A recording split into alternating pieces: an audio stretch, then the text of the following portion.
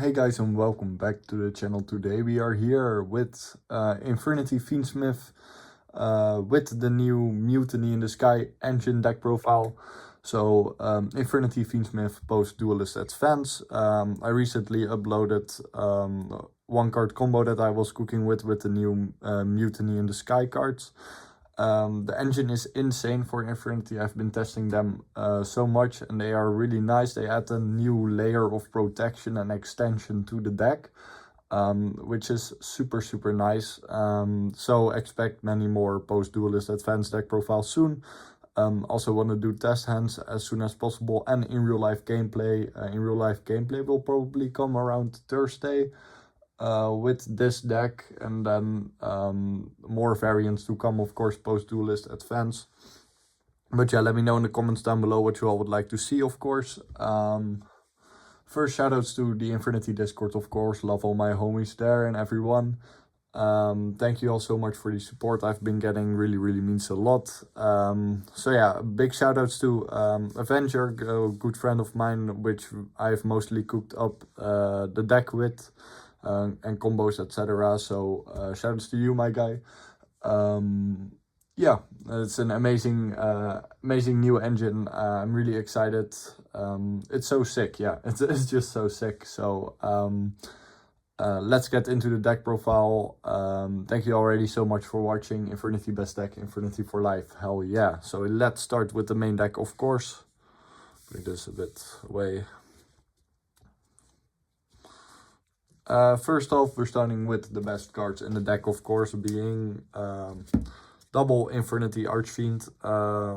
This is like the main goal of the deck is we don't play Stygian and Harris no more, because those are really big bricks and they are not really needed right now, because we have a lot of ways to revive Archfiend from graveyard. So we are playing two because oh yeah, if you like, it's less good to open in this because we want to summon it out of the graveyard. So we want to send it to the graveyard using Aerial Ether, for example, or Loose the Dusk Dark, or whatever. Yeah, in order to access Archfiend. So we send it to the graveyard, so we don't summon it from hand because we are not playing Stygian. If you still want to play Stygian and Harris, it's totally fine. But yeah, they are just big bricks. So that's why we have been cutting them down. Also because from my testing and experience right now, they are not really needed anymore if you go for the lines I am going for. But yeah, we mostly revive from the graveyard, that's two, so you could also just play one, but you know, then I want to personally play two, because you know, still bestials are around, and you know, all kind of banished cards that can get Archfiend away. Sure, you can summon the backward Reaper, but still, you know, also top decking it. But yeah, you can also play three if you want to. But then I would suggest to play at least Stygian, because if you open it, then you can just dump Stygian and summon it from hand. But yeah, this first variant is most just based around and centered around dumping Archfiend and summoning it back with, for example, Yama lines, Muckraker lines, or Cross Sheep, you know. So yeah, that's why too. Going into more Infernity names. Oh, my bad. We have one Patriarch and one Necromancer. The extra decks, like, we don't really need Sprite Sprint in this variant, because you already have a lot of ways to dump Archfiend. So that's why no Sage, and the deck really doesn't have space enough for synchro plays, sadly. But yeah, so that's why no Sage, but like one Patriarch for good Dugaras lines. Like, I've been trying to play without the Dugaras lines, but still, it's searching Patriarch sometimes really and going for Dugaras really fixes some lines and making some lines less awkward, you know. Also, Patriarch is great protection in the graveyard still. And of course, one Necromancer is all you need. You don't really need more. You can play a second one, but then again, you can play Stygian then also. But yeah, second Necromancer is not really needed. You only need one for your combos, and adding more will result into more bricks. So that's why always play one Necromancer right now for the current deck lists, because really only 3 Axes and pure stuff, etc. play double Necromancer. But yeah, That's it for the Infernity names. That's all you really play. Then for spell and traps, of course, we have one launcher. Please, Konami. Banlist soon, so we will be expecting more launcher. Please. It's all it's all I want, bro. Please give us our launcher. But yeah, currently one, of course, because it's not really Infernity if you don't play with launcher, you know. Launcher is insane. Let's hope. Then one Reaper is enough. Right now you can play multiple if you want to, if you really are afraid for the bestials and stuff. But right now for my testing, one is enough. And if you, for example, play triple Archfiend, then you can play this at more copies. Then it's better, you know, to open. It's still great to open, but you know, we also really wanted to make space for the non-engine. So one Reaper is really all you need, basically. It's perfectly searchable. And it will keep resetting, of course. It will keep returning. Then for traps, we play double barrier and one break, of course. Yeah, you can also just play double barrier. But like, I feel like a lot of decks right now can just play through like double barrier and like the rest of the board. If they also have enough non-engine. So that's why I really like now in the current format playing 3 traps. Because sometimes like decks, it's scary how power creep has evolved, that a lot of decks can actually play sometimes through an Infernity board, which is crazy. But yeah, triple traps right now is for extra safety. Post siding, I always side 1 to 2 traps out if I go second, because you know, then you don't want to break in them. But yeah, of course, if you hard open them, they of course are bricks, but like, for example, versus Fualos and stuff, it's sometimes really nice to hard open them, because, you know, if you then have an Infernity name and you just set your traps, then you still have interruptions without giving them any draws, which is really nice. But yeah, that was it for our Infernity lineup. So yeah, again, you can play triple Archfiend if you want to, and double Necromancer, but it's not really needed. Only really if you also play Stygian, which again is not needed right now anymore, because we most of the, like, Stygian and Harris line sometimes can get too greedy or too awkward, which makes them instant lose to an Ash Blossom.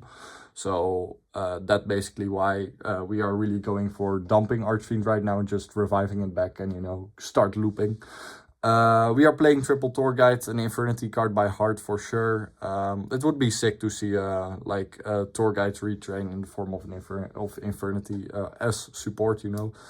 But yeah, tour guide will forever be an Infernity card by heart, of course. But yeah, in this deck she is insane, because you can normal summon her and then special summon Buoy from your deck, and then just going for your Fiendsmith lineups to get to Archfiend. Is really sick. Yeah, she's great in this deck. Sure, Imperm exists, but like, yeah, Tour Guide also is like one of the biggest baits ever for hand trap baiting, which is really nice.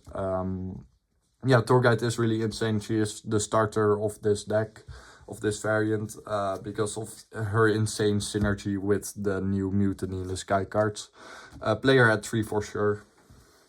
Then Sharvara, of course, with Unchained lineups, you need to play Sharvara. Also, when you get drawled, you can still make Rage and Caesar or Desiree. Yeah, if you dump this with Aerial Eater and then add it back with Yama, you know the lines. I've shown them a lot on the YouTube. But yeah, insane right now. I would forever play Sharvara, Yama and Rage. Yeah, Yama of course always for Infernity, but like as in Rage and Sharvara right now are insane, because we are kind of in a draw format. And then of course one Monster Reborn. You could also still play Foolish, but right now like almost everything in the deck says dump, so yeah, Foolish was just, not really needed, and I wanted to make more space for non-engine. But yeah, for my testing, Foolish is still good for sure, but like, if already everything says dump, then Foolish isn't really needed. But yeah, Monster Reborn is still great. I mean, the extra extension that it gives if you have it, and it's searchable by Trust, of course.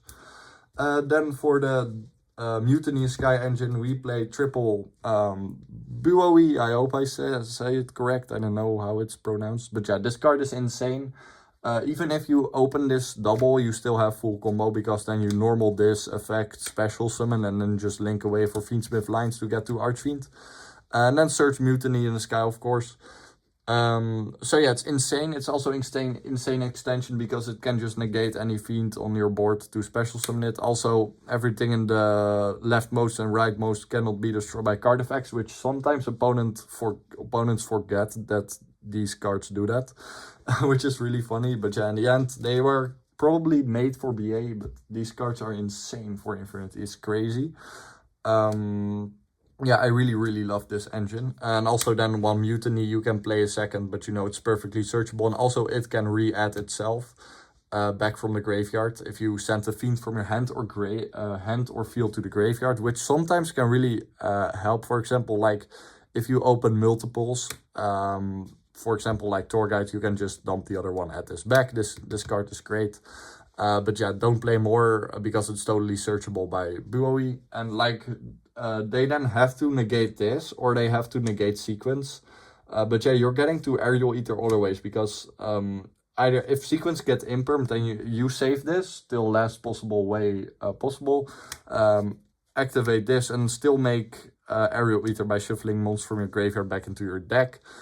Yeah, it's insane. It's nice protection. So protection meaning you save this card, so you for sure have Aerial Ether and your Archfiend dump live, so you can go full combo. But yeah, insane. Yeah, insane cards. I keep saying it, but I really love this engine. You like some people would say, why not play two? But like this card, you want to see this, and otherwise you summon it off Torguide, but you want to see this card. This card just gives the extra extension that we really need, if you have it, of course. And also they are common, so pick them up for sure. Next for the Fiendsmith cards, triple Engraver, of course, one card combo, and you know, just great for baiting hand traps also, and just, you know, Engraver is Engraver. One Lacrima, one Lurie, pretty standard still. Don't play more of these, but you already knew that. You can also play double Engraver, but yeah, of course you want to see Engraver. It's insane. We for spell and traps for Fiendsmith, we play these. Actually, really like Paradise is here. But yeah, one track is still insane, of course. I mean, hard opening, it is nice, but you know, you can play double tracked also if you want to, but you know, one is enough because it's searchable. And Sanct is just insane right now in this draw format. I mean, always go for Engraver, search Sanct. If your opponent has full hand, you know, and if they say, no, I don't have draw, you know, that's their mistake, then you just search tracked. But yeah, Sanct is really mandatory right now when you're playing with Fiendsmith, because, you know, versus draw, it's really nice. So yeah, play these two for sure. Then we have Paradise. Paradise is the first time Paradise actually makes an appearance on the channel, I think. But this deck can consistently make Desiree and Aerial Ether. And then if you get, this is mostly versus Mulcharmies, because if you then, you know, Requiem and then they Charmy you and, you know, you summon Lacrima and then you just dump this. So you have an extra interruption in your opponent's turn. Always side this out going second, of course, because, you know, you don't want to break in them traps. We already have enough traps where we can break in.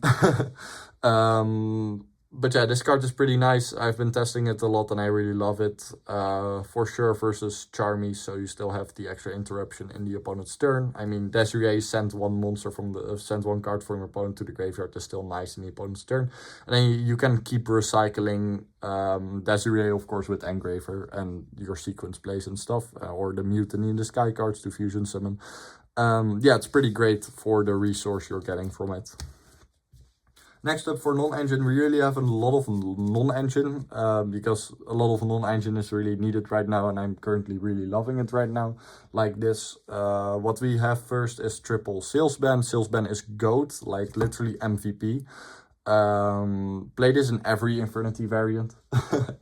at least add 2, but 3 is best because you want to see this card just instantly shut off draw, or if you have a hand, you know, where you can like, ah, shit, this hand loses from Nip, then call Nip, of course. Don't call Charmies with it, because, you know, they can chain with the Charmy. But yeah, these cards are great. The Salesman is just insane right now. For sure, play it. Yeah. Non-engine, of course, is personal preference, but Salesman is a must. Then we played triple Tactics Trust. Mostly because versus Charmies, if you get Charmied, you can, you know, do this, set an imperm from deck, or post siding, set one of the, for example, what we are playing is the Gnomes trap card, and mutually assert destruction versus Vanquish Soul, and Gnomes versus Mitsu and Raziel. But yeah, this card is pretty great right now. Also, of course, going second, Insane Breaker. For sure, you can also play it at 2. So what I sometimes do is, you know, cut this third one for Foolish, for example. But yeah, I really love 3 right now. I just want to see the non-engine. Then, of course, 1 talent. You got to keep playing this forever and always, even if you don't play Trust. This card is insane. It's totally correct that it is at 1. Remember when it was at 3? Insane, but yeah, now it's just a Seki one-off. But yeah, great card for Infernity, always has been since release. Then we play triple Forbidden Droplet. Droplet in main deck, yeah, it's crazy. I've been testing it a lot, and versus a lot of decks, you know, no one really expects the main deck Droplet, which is funny. But yeah, Droplet just already in general, like, you know, is great in combination with this card, because if it's just sent anywhere to the graveyard, so from hand, deck, field, etc., it triggers to search Mutiny, which is insane. So Droplet really has a lot of nice synergy. Of course, always has been with Infernity, because, you know, send cards from your hand to the graveyard is really nice sometimes. But yeah, Droplet in main is insane. And of course, if you, for example, get Charmied and you don't want to keep on playing and giving them draws, it's still insane on the opponent's turn, because being a quick play spell, of course. Then, of course, another Seki one-off is called by. Yeah, you just have to play it. You gotta respect those hand traps. And then lastly, for non-engine, we play triple Infinite Impermanence. Always our baby hand trap, of course. We love Imperm, yeah, forever and always. Because it's a card you can set from your... it's a card you can set, so your hand is empty forever and always. Yeah, we love Imperm. And of course, settable with Trust, etc. Then for the extra deck, I'm really loving the extra deck right now. Oh, my bad. First, with fusions, we have 3 fusions. We have Loose, the Dusk's Dark. Isn't this only great going second? No, it's also going first. It's insane. Versus Nip, versus Bestials. You know, destroy one of their cards, dump a Fiend. Also, against some matchups, this card is insane on your end board. From what I've been testing. Yeah, this card is great. On the first sight, I thought, no, this is only good going second. But actually testing it more and experiencing with it, it's actually pretty insane. And I wouldn't cut this for any other card. Yeah, it's insane. It's super makeable with sequence and with, of course, your fusion spell. But yeah, I'm really loving this card right now because it comes up a lot. Also, his protection effect is the same protection effect as Buoy has.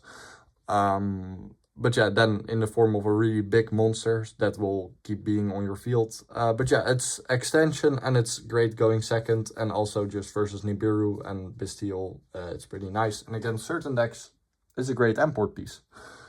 Then we have Fiendsmith Desiree. Like said, you can consistently make, and also as shown already, you can consistently make Aerial Eater and Desiree in the same turn, which is pretty great. Yeah, Desiree is just an insane card for how many, yeah, of course it will be, technically it's 1 interruption, but like it can negate already 5 cards directly because of a sequence and Agnum Day equipped. Also, it's really hard to out, but because of Alt's attack. And then when it's sent to graveyard, it still has the great interruption in the graveyard to, you know, shuffle another Light Fiend back into your deck to send a card your opponent controls to the graveyard. Yeah, insane card, and you can consistently make it. Then, of course, our GOAT, Aerial Eater. Let me already go through every card that you should always play with the Fiendsmith engine. Boink.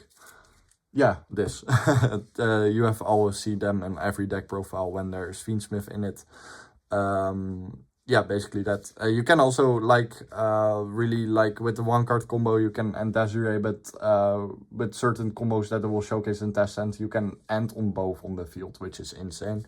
But yeah, always respect the nip, and just in general, High King Caesar is an insane card against a lot of decks. And then going further down the extra deck, we have Dugares. Like said, Patriarch lines sometimes really make certain lines less awkward. But yeah, Dugares is still really, yeah, really nice. I've tested them without them, but I still feel like they are still pretty great, and like for the extension that it gives, or like said, indeed fixes some awkward lines. Yeah, Dugares and Patriarch are GOAT. Next up we have Abao. Abao, great card. The most of the deck is Fiend, so you can, yeah, you only play 2 non-Fiends, so for Muckraker lines, so Muckraker most of the times is the play you go to revive Archfiend. But yeah, Abao also great extension, going second it's nice, and in your standby phase you get to draw a lot of cards, nah, not a lot of cards, but like, you can draw extra, so you can basically choose your hand. Yeah, Abao is great, always has been. Like on the end board it will do nothing because, you know, it needs a discard to destroy something. But yeah, great card. It's like Saryuja, but for Fiends, of course. Play it for sure. Coded card, yeah. Next up we have Fiendsmith's Agnum Day. Just like Desiree, yeah, if you play Desiree you also play Agnum Day. Agnum Day is crazy good in combination with Desiree, of course, and it gives Desiree, yeah, it gives Desiree so much, and it's great interruption for general in combination with Desiree. So summon Desiree back, equip this, and boosting, of course, Desiree with a lot of attack points to making OTKing way easier. Next up we have Rage and Yama, of course. 2 GOATs. You keep Rage on your board. Of course, in your opponent's turn, you just use its effect to make SP, which is crazy good, of course. And Yama is Yama, an Infernity card by art for sure. Next up, we have Cross Sheep. You play a lot of fusions in its deck, so the extension that Cross Sheep gives is really nice. Yeah, if you don't have to play Cross Sheep. You can also, for example, play Cherubini, but also play Rhino Warrior main deck, which I've also been testing out. But Cross Sheep comes up a lot for me. I really like Cross Sheep. Yeah, I would suggest to play Cross Sheep. It's just nice for the extension it gives. Yeah, or just, it's an Archfiend to revive in general. Next up, Muckraker. Muckraker is goated because we play most of the most Fiend-based extra deck ever. So Muckraker is insane and doesn't turn off anything from your extra deck because everything is Fiend. Except Cross Sheep and SP, of course. But SP you make in your opponent's turn, and Cross Sheep you make before Muckraker most of the times. And then we have SP Little Knight, of course, like spoiled, because it's SP. We really don't have to explain that one, do we? Next, for the current side deck I've been cooking with is Triple Lancia. Lancia, Malice is still, like, it really depends if you still see a lot of Malice. But yeah, Lancia is still pretty nice. Also versus Luna Light, it's also pretty good. But yeah, Lancia will keep being a staple for a while still. But yeah, Malice is still, in my area, still a lot here. Luna Light is also coming up slowly. But yeah, Lancia is still GOAT. And of course, if you have it, you can just set it in your spell and trap zone because it's an actual artifact. Not like the Infernities were back in 2014. That was pretty illegal. Then for the rest of the side, we have triple draw on Lockbird. Yeah, sure, you know, hand traps are a bit awkward in this deck, except for mill charmies. If you have charmies, I would really recommend to play those in the deck, because most of the times they are just turn skips. And you can just activate them whenever. If you hard open them, you can just discard them away.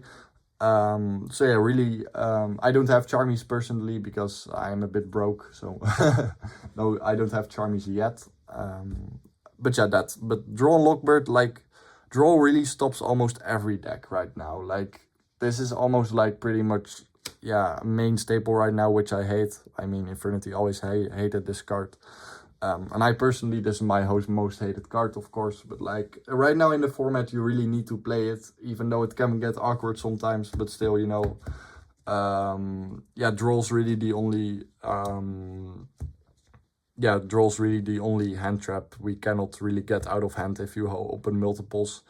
Always side this in, going second, of course, never going first. You don't want to draw yourself after you get charmed. Yeah, like sometimes it's alright, but like, you know, then just play Fiendsmith Control at that point. But yeah, draw is really insane, this format, which I hate. Hopefully the ban list can change something about that. But for now, play draw because, you know, why are people doing it against us? Let us also, then we also have to do it, you know. Next up is double Lightning Storm and 1 Harpy's Feather Duster. Insane breakers, I'm really loving them right now. Also perfectly searchable with Trust, of course. Next up for traps, we have Mutually Assert Destruction. Yes, this is the versus Vanquishal tech. Vanquishal is insane in my area. Like, you know, at a different local I go, sometimes there are like 9 Vanquishals players. So I got to play this. This is, so both players must keep playing with their hand revealed. Which is very funny, of course. But yeah, then Vanquishal cannot do anything anymore because it needs to reveal. It's perfectly searchable by Trust, by the way. And then we, like spoiled also, we have Mischief of the Gnomes, Insane versus Raizio Mitsu. Then Rivalry of the Warlords, a continuous trap. Replay 40, so most consistent, you can see it. But everything is Fiend in this deck, so against certain decks like Mitsu, Raizio, like it's really annoying. This card is really annoying, so I'm really liking it, this format right now. Of course, versus Malice is pretty much useless because they only summon Cybers. But you know, then just don't side it in. Next up is Solemn Strike. You can also play Judgment or Warning instead, but I'm really loving Strike right now. Alright, that was it for the deck profile. I hope you all enjoyed. I hope you all learned. I'll be doing test hands and in real life gameplay soon. With the variant and of course many more variants to come. Also let me know in the comments what you all would like to see next as soon as possible. And if I like the idea, I will do it as soon as possible. But yeah, that was it for now. Thank you all so much for watching. Thank you all so much for the support. If you have more questions, let me know down in the comments below and I'll answer them as soon as possible. Thank you all so much for watching. Thank you all so much for the support again. Infernity best deck, Infernity for life, forever and always. Hell yeah, launcher coming back to 3 next ban list.